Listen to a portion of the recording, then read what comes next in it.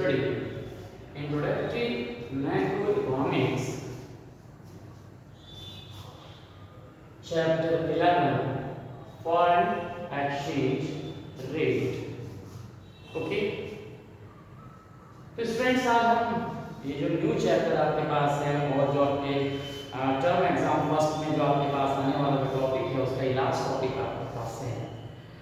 तो इसमें आपको जो फॉरेन एक्सचेंज रेट है इसके बारे में आपको समझना होगा कि इसके अंदर क्या क्या चीज़ें आती हैं। तो सबसे पहले हम इसके अंदर concept of the foreign exchange हम इसको पढ़ेंगे। तो ये हमारे पास क्या है, concept of foreign exchange. Okay, तो ये फॉरेन एक्सचेंज है क्या? देखिए, कॉन्सेप्ट ऑफ फॉरेन एक्सचेंज में आपको जो पढ़ना है वो इसके मीनिंग को आपको समझना है कि what is the meaning of the foreign exchange and what is the foreign exchange. Okay, concept में आपके पास सबसे पहले ये समझना होगा कि जो फॉरेन एक्सचेंज है वो क्या है। तो foreign exchange it is a foreign currency. कि जब हम बात करते हैं फॉरेन एक्सचेंज की तो इसका डायरेक्टली मीन्स है कि फॉरेन एक्सचेंज क्या है, कि फॉरेन एक्सचेंज है फॉरेन करेंसी। ये आपको मालूम है कि हर कंट्री की जो करेंसी है वो अलग है। अगर हम इंडिया में देखें तो वो रुपी है आपके पास, अमेरिका में देखें तो डॉलर है, अमेरिकी डॉलर आपके पास है, ऑस्ट्रेलिया में भी डॉलर है, कनाडा में भी डॉलर है। अगर इंग्लैंड में देखें तो स्टर्लिंग पाउंड आपके पास आता है। अगर हम यूएई के अंदर देखें तो वहाँ पर दिनार आपके पास चल रहा है। अगर हम बांग्लादेश में यहाँ देखें पास में अपने नेबरिंग कंट्री में तो एक जगह टका आपके पास दिखता है, पाकिस्तान में भी रुपया आपके पास दिखता है। तो इस तरह से हमारे पास क्या है कि हर कंट्री की जो करेंसी है वो अलग अलग है, यह सबको मालूम है। अब एट प्रेजेंट जो पूरा जो वर्ल्ड है वो जो वर्किंग कर रहा है, इकोनॉमिक एक्टिविटीज कर रहा है, वो ऐसे ग्लोबल पूरा जो वर्ल्ड है वो ग्लोबल जो फॉर्म है, मतलब एक ही जो इकोनॉमी है उसकी तरह से ट्रीट होकर चल रहा है। तो इकोनॉमिक एक्टिविटीज में भी इसी तरह से आप देखें कि सारी कंट्रीज आपस में एक दूसरे से लिंक है। अब लिंक है तो मीन है कि उसका इंपोर्ट और उसका एक्सपोर्ट ये आपके पास हो रहा है। अब जैसे अभी आपको हमने बताया कि every country has a different currency. अब डिफरेंट करेंसी है, अब क्या होता है कि इंपोर्ट और एक्सपोर्ट दो कंट्री के बीच में हुआ, सपोज तो एक कंट्री ने इंपोर्ट किया दूसरे ने एक्सपोर्ट किया। तो इस तरह से जो ये सेटलमेंट है, जो इकोनॉमिक जो ट्रांजैक्शंस हैं, ये पॉसिबल कैसे हैं? ये how we convert the Indian rupees in dollar और the dollar in Indian rupees. तो बोथ आर द डिफरेंट, अलग अलग वैल्यूज हैं, अलग अलग कॉन्सेप्ट हैं। तो इसलिए हमारे पास कैसे पॉसिबल होगा, how it is possible to convert the rupees in dollar same as the dollar in rupees, not only dollar in other currency like sterling pound, American dollar, in taka. ये सारी जो करेंसीज हैं कि हम इनको क्या करना चाहते हैं, एक दूसरे में कन्वर्ट चाहते हैं। ये कन्वर्ट कैसे होंगे, कैसे जो है हमारे पास क्या है, ये फॉरेन एक्सचेंज एक दूसरे में बदलेगा। तो फॉरेन एक्सचेंज का मतलब ही आपको समझ में आ गया कि जो फॉरेन करेंसी है इसको हम जब कन्वर्ट करेंगे तो कैसे हम उसको कन्वर्ट करेंगे। तो वही चीज है हमारे पास कि अगर कन्वर्ट नहीं हुआ तो ये जो इंटरनेशनल ट्रांजैक्शंस ये पॉसिबल नहीं होंगे। How it is possible if there is no conversion of the currencies, different countries currencies। तो सिंपल सी बात है कि हमें क्या करना पड़ेगा कि एक रिलेशन हमें यहाँ पर बनाने पड़ेंगे। जो भी कंट्रीज हैं, for example India and China, एवं make the transaction between them. अगर उनके बीच में ट्रांजैक्शन हो रहा है तो वो कैसे रिलेशन को सेटअप करेंगे, कैसे जो है उसका जो करेंसीज है वो कन्वर्ट करेंगे। तो वही चीज जो है हमारे पास यहाँ पे तो याद रखना है कि अगर कंट्रीज का जो इकोनॉमी है वो ओपन इकोनॉमी है, मींस इंटरनेशनल रिलेशंस हैं, इंपोर्ट और एक्सपोर्ट्स के साथ जो इकोनॉमिक जो आपके पास जो ट्रांजैक्शन है, मॉनेटरी जो ट्रांजैक्शंस हैं जब आपकी जो करेंसीज है वो दूसरी करेंसी में कन्वर्ट हो जाए। तो यहाँ पर जो फॉरेन एक्सचेंज रेट आता है, ये एक्सचेंज रेट क्या है? तो एक्सचेंज रेट का मतलब ये होता है कि on which rate the different currencies are converted. अगर यहाँ फॉरेन एक्सचेंज को सीधे सीधे हम ऐसे ही मानते हैं कि if the domestic currency convert into the other countries currency या रेस्ट ऑफ वर्ल्ड जो आपके पास करेंसी है उसमें कन्वर्ट करना, ये आपके पास फॉरेन एक्सचेंज रेट है। जिस रेट पर आपके पास ये किया जाता है उसी को हम फॉरेन एक्सचेंज रेट बोलते हैं। ओके, तो ये जो एक्सचेंज रेट है वो जो डिटरमिनेशन होगा वो कैसे होगा? तो इसके लिए जो आपके पास जो कॉन्सेप्ट है वो आपको समझना होगा कि फॉरेन एक्सचेंज जो रेट है वो किस तरह से हम यहाँ पर डिटरमाइन करते हैं। तो उसे हम समझने के लिए यहाँ समझते हैं कि जो आपके पास फॉरेन एक्सचेंज रेट है वो उसके दो कॉन्सेप्ट हैं कि कौन कौन से कॉन्सेप्ट में हम कैसे उसको कन्वर्ट करते हैं। कि different concept how we convert the foreign currencies from one country's currency to another country's currency. तो ये हम यहाँ पर समझेंगे और वही आपको हम यहाँ बताएंगे। तो सबसे पहले तो आप ये समझिए कि जो फॉरेन एक्सचेंज रेट है उसके कन्वर्जन के दो मेथड हैं। हमारे पास दो जो कॉन्सेप्ट हैं वो आपके पास हैं।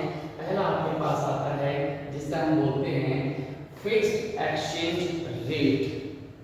ओके, तो यहाँ पर आ जाता है। तो पहला जो आपके पास आता है फिक्स्ड एक्सचेंज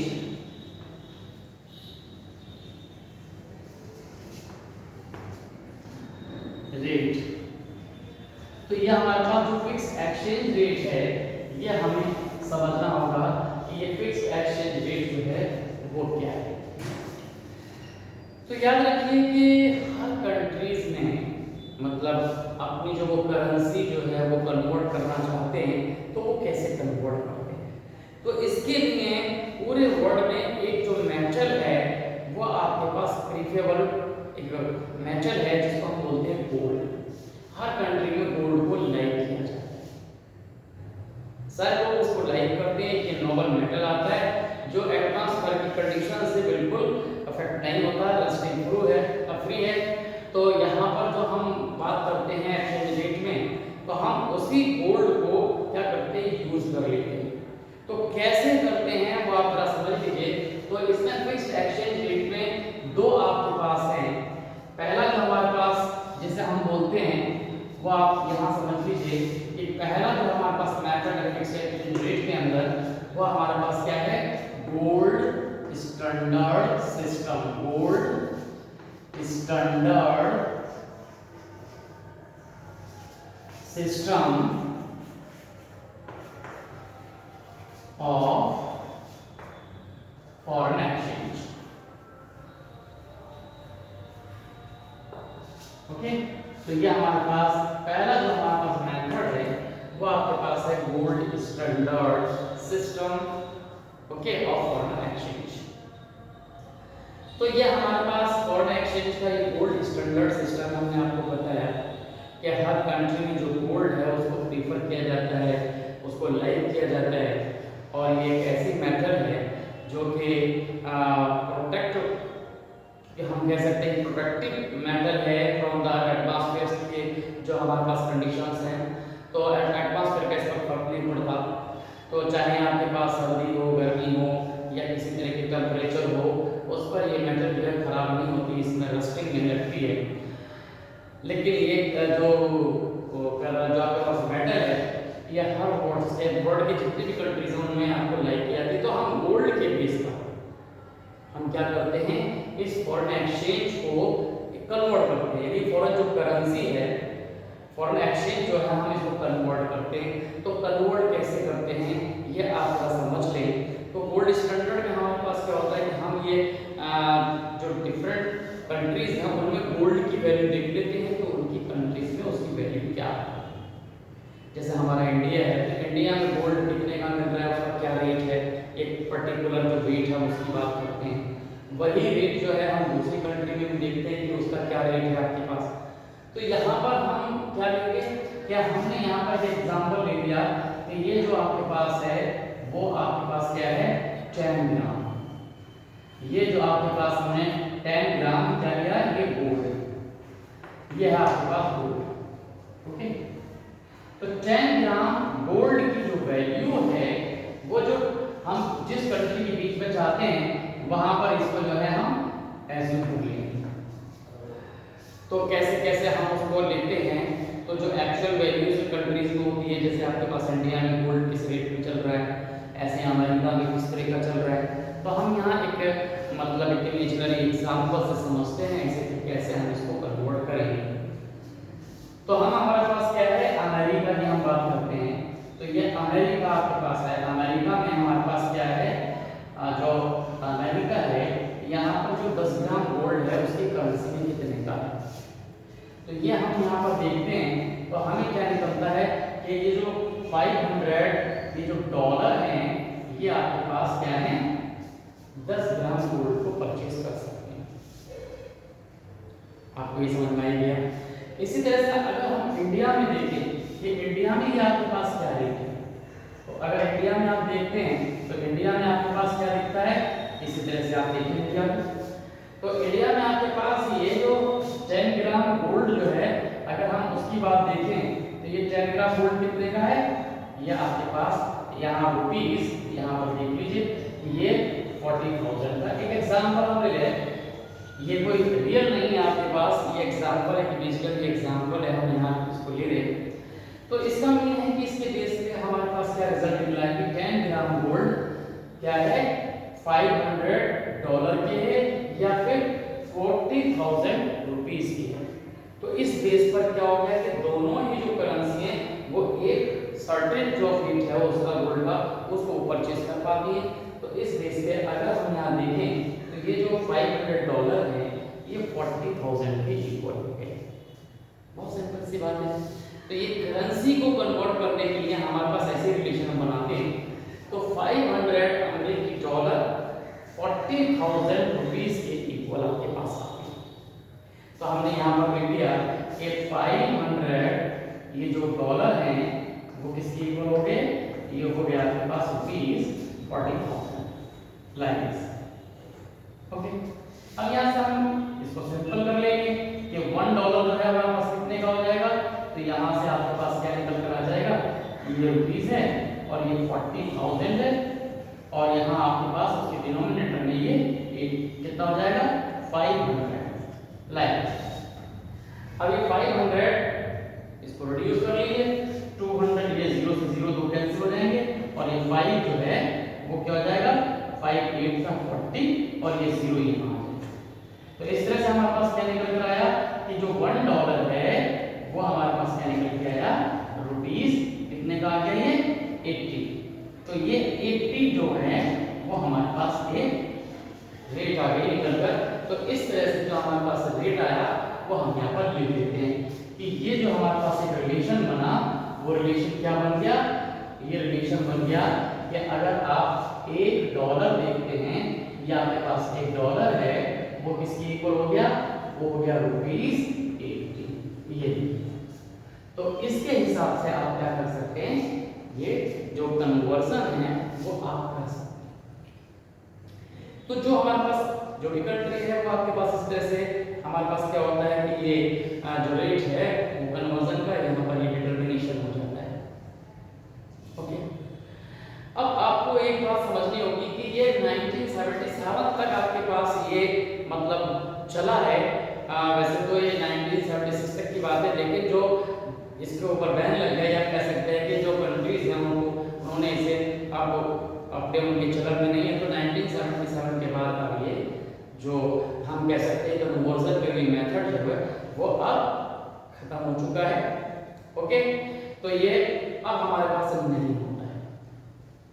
तो आपको ये याद रखना है कि हर कंट्री में जब हम गोल्ड स्टैंडर्ड की बात करते हैं तो गोल्ड के बेस पे हम दो कंट्री की वैल्यू जो सेम रेट की है आपके पास इक्वल रखते हैं और फिर उनके बीच में हम एक रिलेशन निकालते हैं। ओके, ये आपको समझने। अब इसके बाद हमारे पास आता है दूसरा मेथड, जिसे हम बोल देते हैं ब्रिटन वुड सिस्टम। तो वो आपके पास दूसरा मेथड आपके पास आता है, वो आप ध्यान से समझ लें कि वो आपके पास किस तरह से है। आपका ये जो मेथड आप देख रहे हैं, इस मेथड को पहला मेथड आपने समझ लिया। अब जो दूसरा मेथड है, इसमें हमारे पास ज़्यादा चेंज नहीं करना है, हमारे पास थोड़ा सा मॉडिफिकेशन करते हैं और वही हमारे पास जो है एक्सचेंज रेट पे कन्वर्ट करता है। तो किस तरह से आपके पास होगा ये फॉरेन एक्सचेंज जो रेट है हमारे पास, हम यहाँ पर बात करते हैं तो ये आपके पास आ जाता है। दूसरा जो हमारे पास मेथड है वो आपके पास है, जिसे हम बोलते हैं ब्रिटन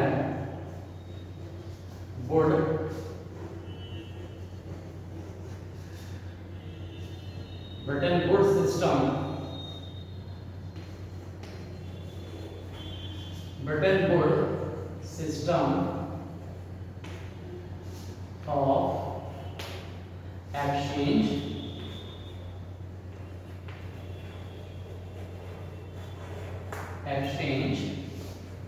रेट। ये आपके पास